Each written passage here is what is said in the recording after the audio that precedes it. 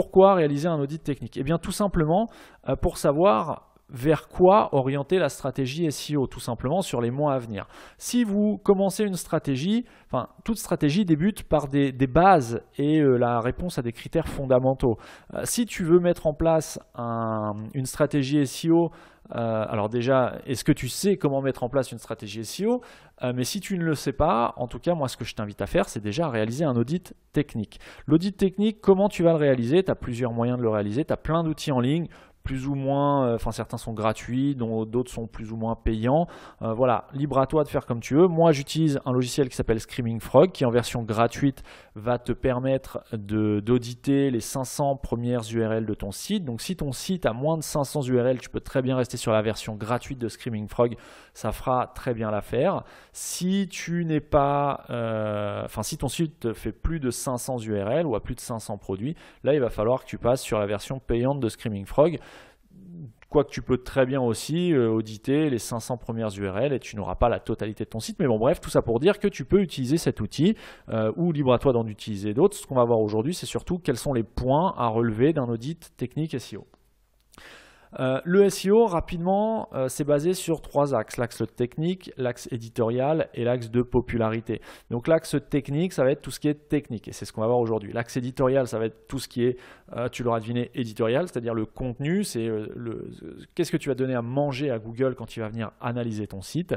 Et enfin, l'axe de popularité, c'est la popularité de ton site. Est-ce que tu as des liens qui pointent vers toi? Est-ce que ces liens sont d'autorité? Est-ce que ce sont des bons liens? Est-ce que ce sont des mauvais liens?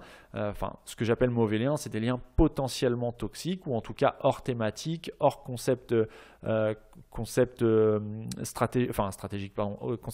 thématique tout simplement en fait. Je m'embrouille pour rien. Bref, voilà pour le SEO. Maintenant, quand tu vas réaliser un audit, le principe c'est qu'il y a un crawler, donc un outil qui va venir naviguer à travers toutes les pages de ton site pour les analyser et en ressortir des informations. Jusque-là, c'est fait généralement de façon automatique par des outils. Tu doutes bien que tu ne vas pas analyser page par page manuellement. Ce serait une perte de temps sans aucune valeur ajoutée. Donc là, il y a des outils qui permettent de le faire, notamment celui que je t'ai cité en début d'épisode. Le but, moi en tout cas des rapports que j'édite manuellement, c'est de ressortir une synthèse des principaux critères. Notamment, on va relever les URL qui répondent en erreur.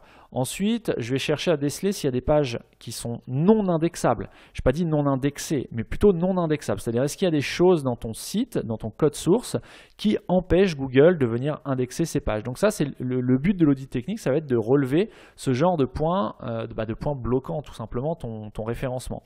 Ensuite, on va analyser le temps de chargement des différentes pages de ton site. Tu le sais très bien, en tout cas j'imagine, si tu me suis depuis un petit moment maintenant, tu sais très bien que le temps de chargement de tes pages, c'est un critère essentiel pour espérer être correctement positionné sur Google. Donc l'audit technique va nous permettre d'analyser ce point. Ensuite, on va analyser la profondeur des pages. Encore une fois, là, il n'y a pas de science exacte, mais plus une page est profonde, c'est-à-dire plus elle est accessible depuis la page d'accueil à un nombre de clics élevé, moins Google aura de facilité à la trouver et à l'analyser. Sachant que plus Google va pouvoir analyser de pages sur ton site, plus tu vas avoir on pourrait dire de portes d'entrée vers ton site. Donc, on va analyser la profondeur des pages. Ensuite, on va analyser le balisage, notamment les balises title de tes pages qui ne sont pas optimales. Donc, on verra dans la suite de l'épisode ce qu'on considère comme une balise optimale et non optimale. On va faire la même chose avec la métadescription. J'en ai parlé il y a quelques semaines. La métadescription, ça ne va pas impacter directement ton référencement. Par contre, indirectement, ça peut influencer le taux de clic sur ton site dans les résultats de Google et plus Google verra que ton site est cliqué, plus il pourra en déduire ou sera susceptible d'en déduire que ton site répond à l'intention de l'internaute qui a fait une requête sur le moteur Google.